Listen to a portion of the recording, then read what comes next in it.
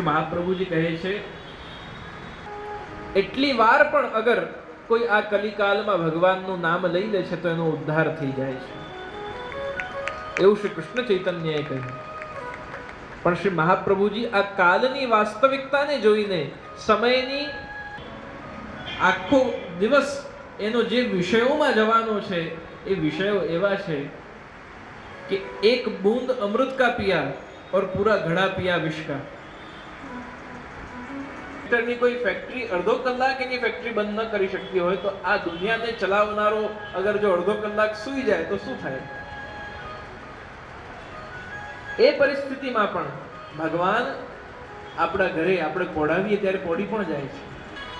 इस कलिकाल में तो एक बैल के सींग पर राई का दाना टिके इतनी देर भी अगर भगवत नाम की विस्मृति हो जाती है, भगवत नाम लेना जीव भूल जाता है, तो ये काल प्रवाह उसका भक्षण कर लेता है. श्री महाप्रभु અહીંયા કહી રહ્યા છે, यदा बहिर्मुखायुयं भविष्यत कथंचन तदा काल प्रवाहस्था देह चित्ताभ्योक्तः सर्वथा भक्षयिष्यन्ति तुम बिन मेरी कौन खबर ले गोवर्धन गिरधारी. औरन को तो और भरोसो पर हमको तो आस तिहारी. गोवर्धन गिरधारी.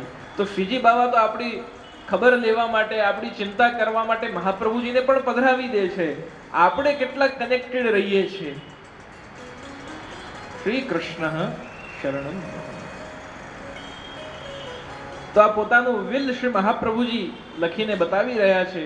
ન લૌકિક પ્રભુ કૃષ્ણો મનુતે નૈવ લૌકિકમ. ભગવાન શ્રી કૃષ્ણ લૌકિક નથી, એમને ક્યારે પણ લૌકિક સમજતા નહીં. જેમ લૌકિક નાશવંત અનિત્ય પદાર્થ આજે છે ને કાલે નહીં હોય, ભગવાન શ્રી કૃષ્ણ તો અનિત્ય છે. ન લૌકિક પ્રભુ કૃષ્ણો, એ તો નિત્ય નિરંતર. આજે પણ એ 7 વર્ષનો બાળક જ છે અને તમે 60 ના થઈ જશો ત્યારે બી એ 7 વર્ષનો બાળક જ રહેવાનો છે. પગ મુખ બધું ઠાકોરજીનું કેવું મનુષ્યાકૃતિ છે.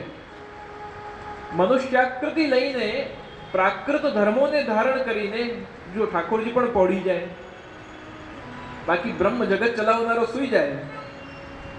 આ યુદ્ધ જે ચાલી રહ્યું છે એની વચ્ચે એનર્જી બહુ જ મોટું એક વિષય છે ચિંતનનું અને ચિંતાનું.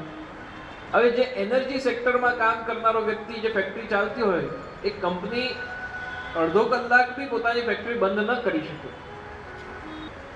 એક ક્ષણમાં રૂઠી જાય ને એક ક્ષણમાં પાછા પ્રસન્ન પણ થઈ જાય. આ પ્રભુ લૌકિક નથી, લૌકિક દ્રષ્ટિથી એમને જોતા નહીં, લૌકિક સમજતા નહીં. ન લૌકિક પ્રભુ કૃષ્ણો મનુતે નૈવ લૌકિકમ. એ કેવા છે? એ લૌકિક આપણા બાળક જેવા દેખાય છે જરૂર, પણ એ બાલ રૂપમાં બ્રહ્મ છે. એ બધી જ વસ્તુ ભૂલી જાઓ. કેવલ હું કહી રહ્યો છું આટલા મુખ્ય વિષયોને જો તમે સાચવી લેશો જીવનમાં, તમારું જીવન પાર પહોંચી જશે.